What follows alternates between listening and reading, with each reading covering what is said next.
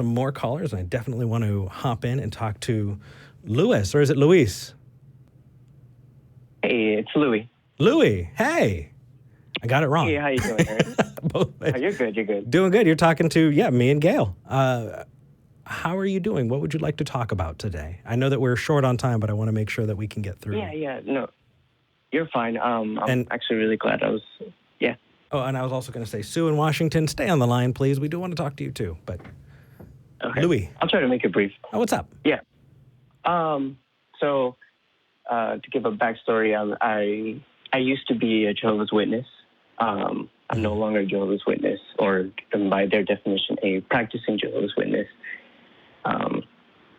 But I consider myself an atheist, and a lot of things have changed since I stopped going and I started participating. And I don't know if you know too much about the Jehovah's Witness culture. Basically, if you stop going to meetings, conventions, and everything like that, everyone starts to see you as bad association, and most of my friends just completely stopped talking to me. I've lost everyone, and I have sort of an issue with my dad right now, and it's been hard.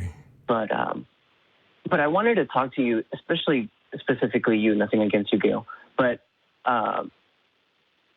you, Eric, are Hispanic, yes. And I came being raised as a Hispanic Jehovah's Witness. Okay. And I don't know if you know too much, or if this is maybe something I've noticed, is that there's definitely a culture. There's a Hispanic thing involved in the Jehovah's Witness thing. So when you are in the English congregation and you're a Jehovah's Witness, they have different expectations and different standards. But when you are Hispanic, or even if just raised in a Hispanic family, there's different. Yeah, I think it's even much more strict. Yeah. I was wondering if you had a hard time, coming out, or you had to deal with like the machismo, a lot of the. There's a lot. Absolutely. I think a lot of people don't understand about being in a Hispanic family, but. Yeah. Go ahead. Yeah, go ahead.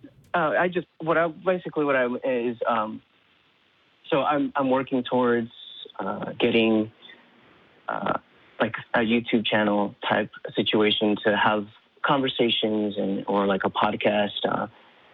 I'd love to have you on there because I would definitely love your perspective. I would love your experience. Just give us a shout when you launch, and I'd be happy to give you a shout on the show as well. I think we don't have enough Latino representation, and we absolutely should have more Latinos on the air. Exactly. Yeah. That's exactly how I feel. So there are a couple things. The first is there's the good news, and the good news is there is a pet project that has been slowly gathering. Look at Gail's looking at me like, what is it? I had a talk with David Tamayo from Hispanic American Freethinkers. It's been a while since we talked. David, I still want to get this going. I do want to get a Spanish language, the atheist experience in Espanol, and talk Heathen. And please. and you know what? My Spanish isn't good enough for it. I'm not confident enough in my Spanish for it, but I think it is absolutely needed. Not put in, not translated with the text, but actually people who you can recognize and go culturally, oh my gosh, I absolutely know that. I absolutely did get smacked with a chancla. I absolutely, for me, I associate Christmas with tamales, right? Yeah. But there are things, and it's also part of the cultural experience in the United States. So I grew up in Southern California, not too far away from where Cesar Chavez did a lot of those protests.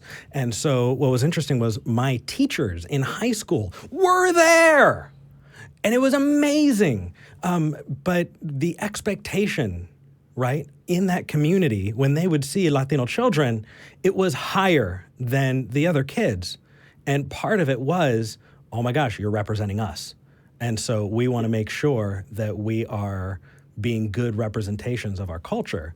And I understand that that is true for every culture that's in the minority, that there's this idea. And I actually had an argument with a very good friend very recently who they said, well, you don't have an obligation to anyone just because you have a minority. You are a minority, and I absolutely agree. But when you have the ability, when you have the platform, use it. I would say, and I think I would argue that it is immoral for us to have this studio and not do the shows that we do.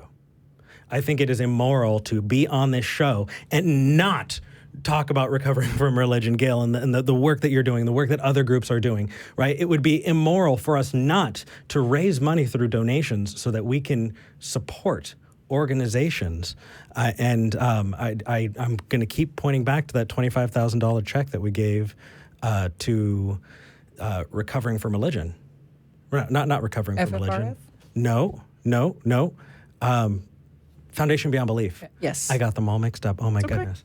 Yeah, Foundation Beyond Belief and the good work they're doing. The Beyond Belief Network is amazing, and empowering local groups all over the United States is fantastic. It's not just about that cultural piece, right? Yeah. We're taught to represent that, right? To be that good experience. And I know that it's rough, and I know it's tough, and I know a lot of people who go through a whole lot of hell, right, who have been raised in communities that they didn't look like all of the other kids, and so they got picked on. I didn't have that experience because mine was vast majority Latino. But moving to Austin, Texas, you better believe it was a culture shock. And this is not Mexican food. This is Tex-Mex, just saying. But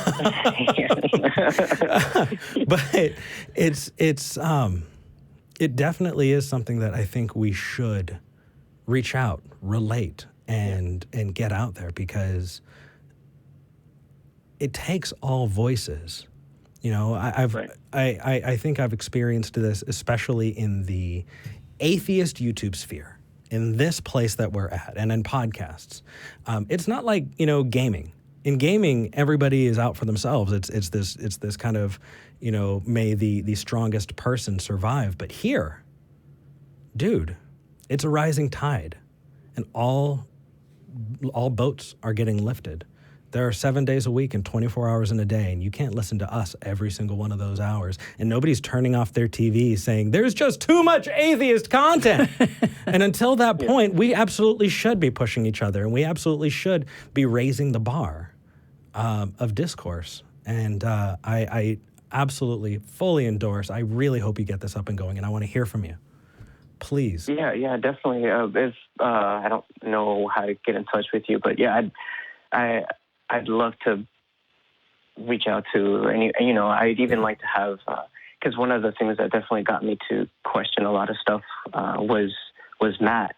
One thing that I know he likes to talk about a lot was slavery, and I was like, what's the big deal, dude? Just let it go. And then I started reflecting, and I was like, wait a second, that's a little fucked up. No, he's right. It just opens your mind when you're like, hold on a second, there is something wrong here. But you know, that's but funny. yeah, I would. That's funny. I would say love that. To help. You say that, and Matt's in the studio audience, and you brought him up, and he just kind of looked up like, what? Hey, Go ahead. Matt, hope that I get to talk to you one day. No worries. We do have one more caller, though. But reach out to us, mail@talkheathen.com. You can go to our subreddit. You can join our Discord. Tons of places to reach out, talk, get some community. And I want to see it, and I want to see you grow this. I'm absolutely pushing that. So rock on, man. Thank you for calling. Louie. All right.